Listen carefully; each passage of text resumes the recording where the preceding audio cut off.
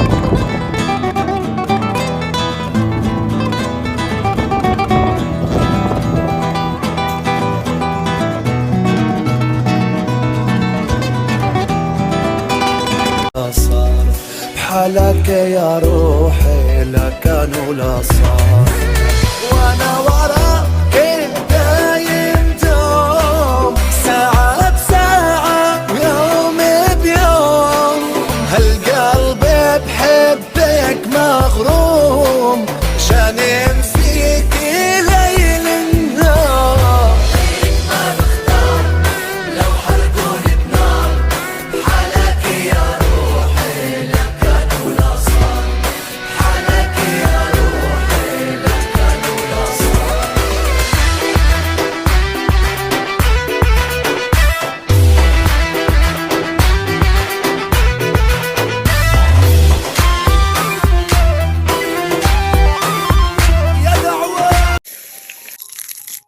Let's make these potato cheese pancakes. 1 potato. Peel the skin, chop into even pieces, salt your water, boil until soft. Add your sugar and cornstarch. Give this a mix. Roll this into a ball, flatten it. Add mozzarella cheese, close it up, roll it into a ball again, and flatten it. Add a thin layer of oil.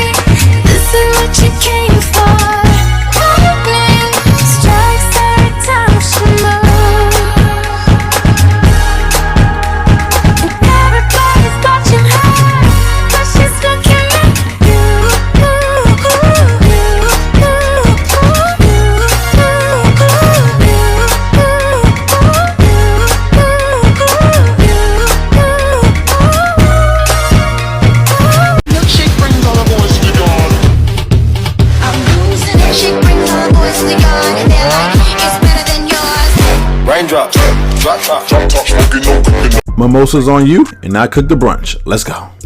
To a bowl, add some eggs, heavy cream, got some vanilla, light brown sugar, a pinch of salt, some powdered sugar, and some cinnamon. Give it a nice whisk. In a heated pan, let's come in with some butter. And now, the most important step, brioche bread. Very important. Cook it for about a few minutes on each side until we get some nice color, and from there, we take it off. Alright, let's go ahead and slice and dice, cut them in half, and let's work on our glaze. Heavy cream, powdered sugar, mix it. This is amazing. From here, plate up any fruit of choice. I love strawberries, blueberries, and blackberries, so you know what's going on. Hit it with some of that glaze, powdered sugar. Bring the mimosas, and let's enjoy. Full recipes on my YouTube channel. But seriously, what is not to love about a creamy, spicy shrimp pasta? Let's get into it.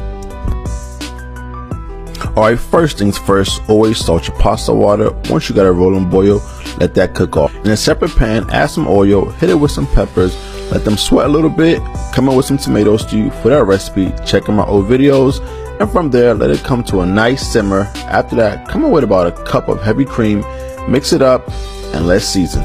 Parsley, onion powder, cayenne, paprika, Cajun, and Tony's. Mix it together and let it come to a nice simmer. Check that out. Once it has reduced and thickened, let's go ahead and come in with our cooked pasta. Oh yes, look at that. Go ahead and mix it up, let everything become nice and jiggy, and from there, let's get a separate pan. Go ahead and season your shrimp, sear it on both sides, plate up. I promise you, this recipe is a sure hit. Check out my YouTube video for the full recipe. So I asked you guys what you call this, and it made me realize how many cultures have this delicious flaky flatbread.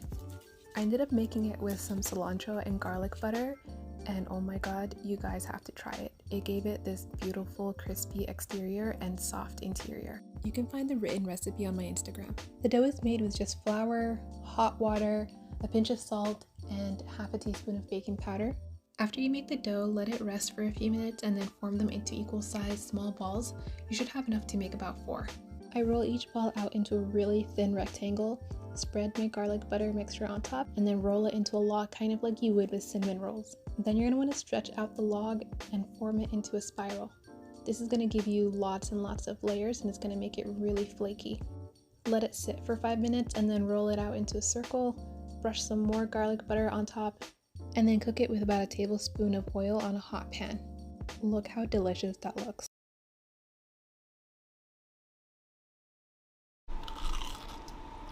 We're gonna make coxinhas. So I'm gonna start with the chicken, stock, water, veg, aromatics, and then we're gonna poach. Take the chicken out, strain the broth, and save it. Shred your chicken and reserve. So in a pan, we'll do a little bit of oil, onions, garlic, a little bit of salt. Once they're cooked down, we'll add the shredded chicken, and then smoked paprika, a little bit of cayenne, salt, black pepper, and some cream cheese. And then right at the end, we'll fold in some parsley, and then taste it now and adjust your seasoning, because this is going to be your filling. The dough, we will add our reserved broth, some butter, pinch of salt. Once it comes up to a boil, we'll add the flour, and then just keep cooking it on low heat until it pulls away from the sides very easily. Yes, this is really hot. Maybe wait, don't be like me. Once you have a nice smooth ball, we'll let it cool down the rest of the way. So roll it into a ball and then press it flat. Add some of the chicken.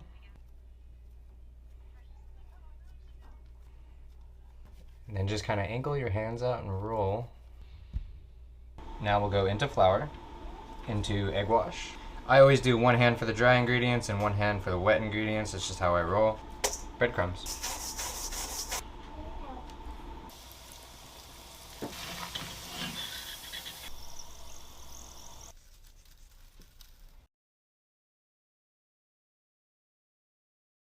We've been making videos and recipes with Trader Joe's stuff for about a year now, and this is by far our best recipe. It's our honey Aleppo puff pastry pull-apart. So we're going to start by mixing cream cheese, honey Aleppo, and Parmesan cheese in a bowl. Then add your shredded chicken and add as much sauce as you want. Then get your puff pastry sheet and add the chicken mixture into the middle, and then slice as you can see here. And then once you're done pulling out the corners, you fold the tops down over the chicken and then start braiding the little strips of puff pastry over the chicken mixture. Then once you're done with that, we're going to get melted butter, garlic, parsley, and then mix that up and then brush it on top of the chicken mixture. And then bake at 375 for 25 to 35 minutes or until brown. This really is amazing. If you try one thing from our page, this should be it.